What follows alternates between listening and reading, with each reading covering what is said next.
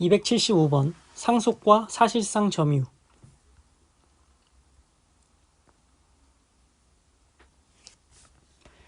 절도죄란 재물에 대한 타인의 점유를 침해함으로써 성립하는 것이다.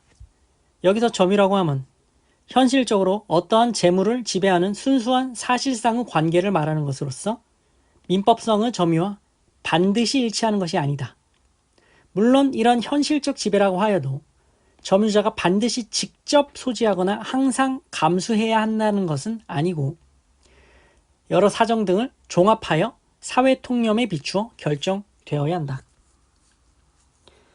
종전 점유자의 점유가 그 사망으로 인한 상속에 의해 당연히 그 상속인에게 이전된다는 민법의 조문은 절도죄의 요건으로서 타인의 점유와 관련하여서는 적용의 여지가 없고 재물을 점유하는 소유자로부터 이를 상속받아 그 소유권을 취득했다 하더라도 상속인이 그 재물에 관해 사실상의 지배를 가지게 되어야만 이를 점유하는 것으로서 그때부터 비로소 상속인에 대한 절도죄가 성립할 수 있다.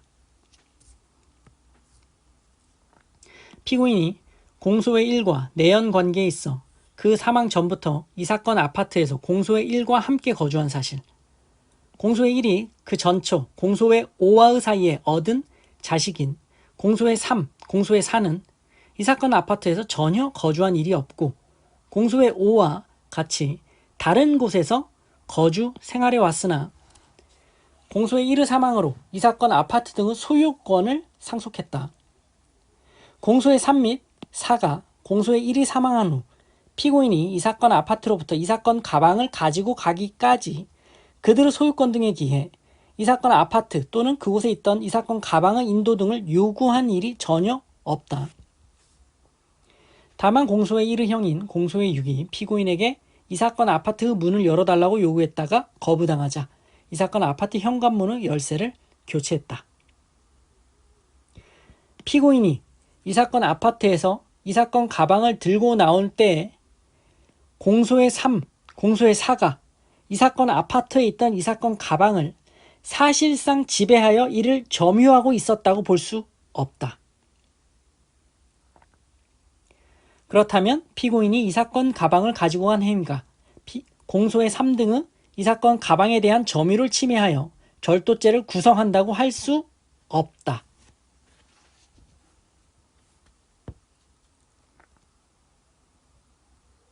(276번) 재물에 대한 교부 여부와 절도죄의 성부.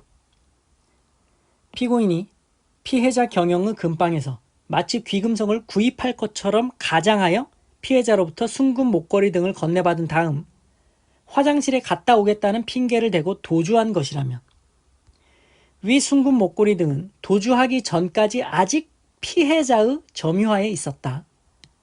절도죄가 성립한다. 이른바 책략 절도 사례로서 피해자의 재물 교부가 없었다. 따라서 사기죄가 아니라 절도죄가 성립한다.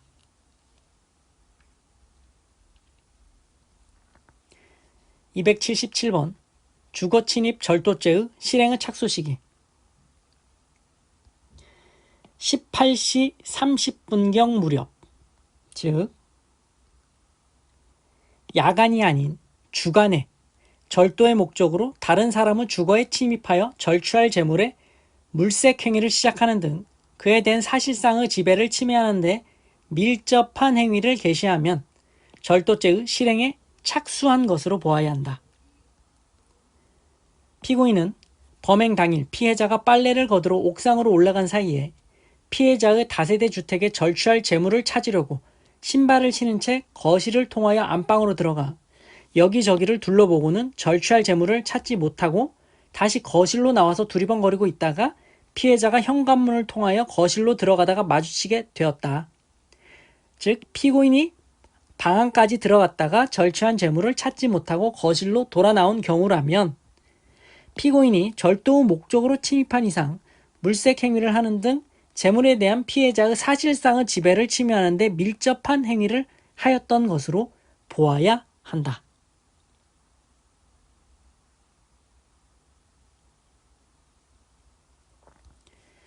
278번 불법 영득 의사의 내용.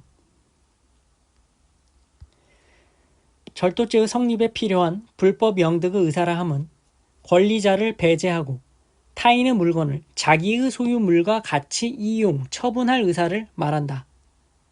영구적으로 그 물건의 경제적 이익을 보유할 의사임은 요치 않는다. 일시 사용의 목적으로 타인의 점유를 침탈한 경우에도 그 사용으로 인해 물건 자체가 가지는 경제적 가치가 상당한 정도로 소모되거나 또는 상당히 장시간 점유하고 있거나 또는 본래의 장소와 다른 곳에 유기하는 경우에는 이를 일시 사용하는 경우라 볼 수 없으므로 영득의 의사가 인정된다. 피고인이 피해자의 휴대전화를 가지고 나와서 쓰고 약 1~2시간 후 피해자에게 아무런 말을 하지 않고 영업점 정문 옆에 있는 화분에 이 사건 휴대폰을 놓아두어 갔다. 그렇다면 피고인은 이 사건 휴대전화를 자신의 소유물과 같이 그 경제적 용법에 따라 이용하다가 본래의 장소와 다른 곳에 유기한 것에 다름 아니므로 피고인에게 불법 영득의 의사가 있었다고 할 것이다.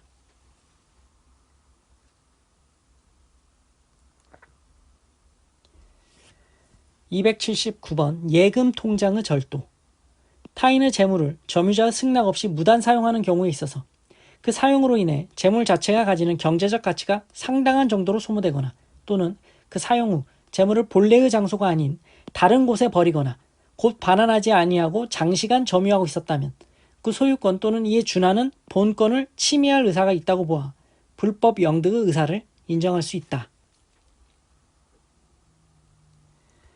예금 통장은 예금 채권을 표창하는 유가증권이 아니고 그 자체에 예금액 상당의 경제적 가치가 화체되어 있는 것도 아니지만 이를 소지함으로써 예금 채권의 행사 자격을 증명할 수 있는 자격증권으로서 예금 계약 사실뿐 아니라 예금액에 대한 증명 기능이 있고 이러한 증명 기능은 예금 통장 자체가 가지는 경제적 가치라 보아야 하므로 예금 통장을 사용하여 예금을 인출하게 되면 그 인출된 예금액에 대하여는 예금 통장 자체의 예금액 증명 기능이 상실되고 이에 따라 그 상실된 기능에 상응한 경제적 가치도 소모된다고 할 수 있다.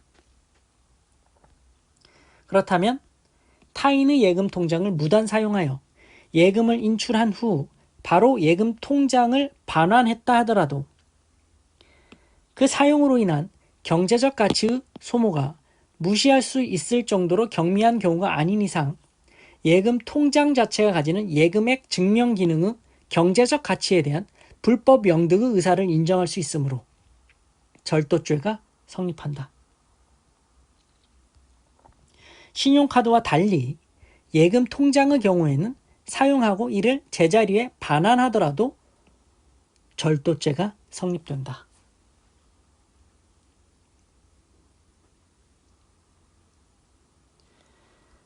(280번) 절취한 신용카드를 이용한 현금 인출 후 재취.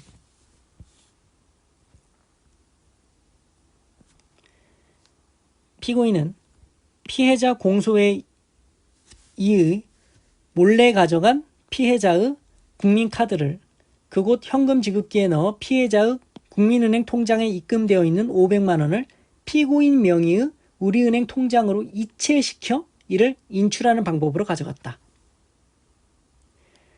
절취한 신용카드를 이용하여 현금 자동 지급기에서 현금을 인출한 경우 현금 자동 지급기 관리자의 의사에 반해 그 지배를 배제하고 그 현금을 자기의 지배하에 옮겨놓는 것이 되어 절도죄를 구성한다. 그렇지만 피고인이 공소에 의해 신용카드를 이용하여 현금 지급기에서 계좌 이체를 한 행위는 컴퓨터 등 사용 사기죄에 있어서의 컴퓨터 등 정보 처리 장치에 권한 없이 정보를 입력하여 정보 처리를 하게 한 행위에 해당하면 변론으로 하고 이를 절취행위라고 볼 수는 없다. 한편 피고인이 위 계좌 이체 후에 현금 지급기에서 현금을 인출한 행위는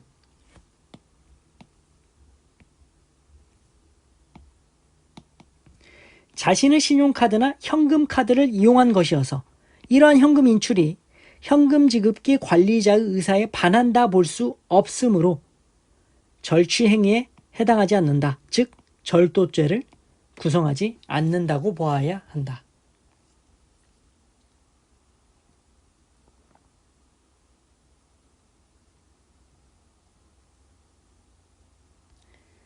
(281번) 야간 주거 침입 절도죄의 유형.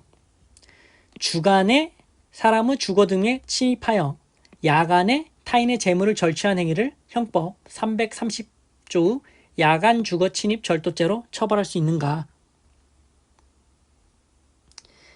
그 문헌 등에 비추어 보면 형법은 야간에 이루어지는 주거 침입 행위의 위험성에 주목하여 그러한 행위를 수반한 절도를 야주절로 중하게 처벌하고 있는 것으로 보아야 한다. 따라서 주거 침입이 주간에 이루어진 경우에는 야간 주거 침입 절도죄, 야주절이 성립하지 않는다.